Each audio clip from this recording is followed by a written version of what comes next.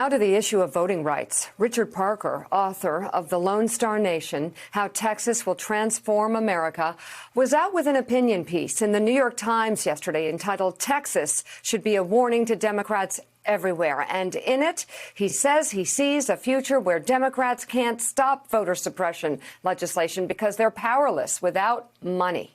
He writes in part, quote, if Democrats have any hope of avoiding this future, their donors will have to take big risks in long-shot races in states like Texas and be ready to lose money.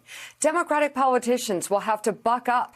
In Washington, that means running roughshod over the filibuster. Forget bipartisanship.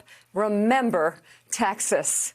And joining us now, civil rights leaders Martin Luther King III and his wife, Arndrea King. They are co-founders of #ForJohn campaign, raising small dollar donations online for local organizers who are fighting voter suppression laws. And tomorrow marks the 1 year since the death of Congressman John Lewis. It is really good to have you both. And in light of the 1 year mark to the death of this great man, Arndrea, I'd like to start with you. Tell us about your efforts and how John Lewis continues to inspire them. Well, thank you for having us on this morning. We are so honored to take on the challenge, if you will, or to take the mantle to help groups, Black and brown groups that are in the trenches every day in our courts, in our communities, to help protect and restore voting rights all around our country. And so we're launching a campaign where we're asking everyday Americans to donate anywhere from 50 cents to $2 every day, of which the money will go to groups that are on the ground to help protect the most sacred right of voting. Martin III, the money that goes to these groups, explain to our viewers how it will be used, what it will be doing in the fight for equal rights, equal voting rights. Well, the fact that you're talking about small donations that add up to significant amounts of money. There are people on the ground who are doing work every day. One of the goals is to register over 2 million people at a minimum between now and Election Day. We are having a march on August 28th. That is a number of organizations that have come together in 5 states, as well as sister cities. And those marches are certainly to honor the legacy of my dad, the I Have a Dream speech, but most importantly, the focus on getting or regaining the right to vote. It's sad that voting is being suppressed. We know this all over America. We should be having a discussion about expanding. We are the greatest democracy in the world, but yet we are reducing the right to vote. That just makes no sense. Mr. and Mrs. King, it's Willie Geist. It's great to have you both on the show this morning. You started to answer my question, Mr. King, about the stakes right now. You know, we heard from the President of the United States the other day, who believes this is a return or at least a 21st century version of Jim Crow. That rhetoric struck some people as extreme given the horrors of Jim Crow. But in your eyes, and then you as well, Mrs. King, if you don't mind, what do you think is at stake here? Well, I certainly think, you know, it's interesting we're talking about democracy. We go all over the world talking about democracy.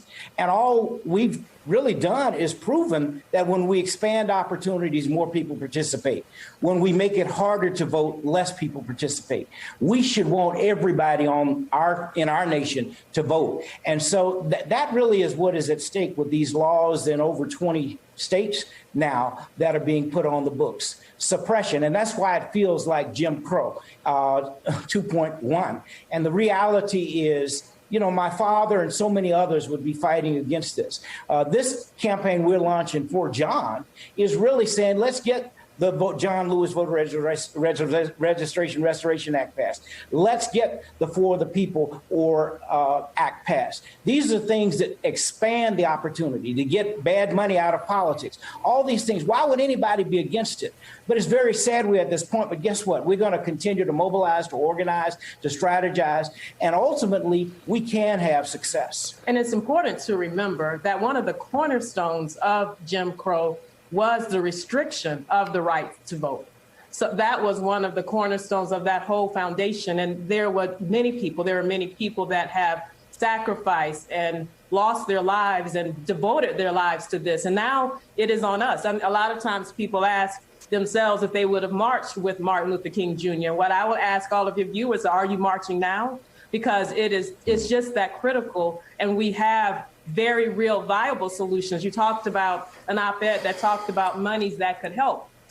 Sometimes I think we don't know where to start or what we can do, but each of us can donate a little bit every day to make sure that our sacred rights to voting, people that are on the ground in the trenches getting arrested, that they are funded and that their work can continue. You can also join us on August 28th. We're marching, as Martin said, in 5 flagship cities, and we're adding sister marches as we speak in a broad coalition to stand up and demand that our voting rights are not only protected, but restored. Mike Barnicle has a question for you. Mike? So, Mrs. King, off of what you just said, the donations and, people working and being jailed and things like that, working for the For John campaign, what happens to the money? Who gets it? What's it for? The money goes directly to groups that are on the ground, mainly Black and brown groups, because frankly, those communities, our communities, are the ones that are being targeted, if you will, in a lot of these voting restrictive laws and legislations that are being proposed on the books. So there are many groups that a lot of us may not know their names. Some people know their names that are on the ground in communities that are working to restore, to organize. And so what we would hope to do is use our platform to continue the work, the very critical work that they're doing, critical and credible organizations.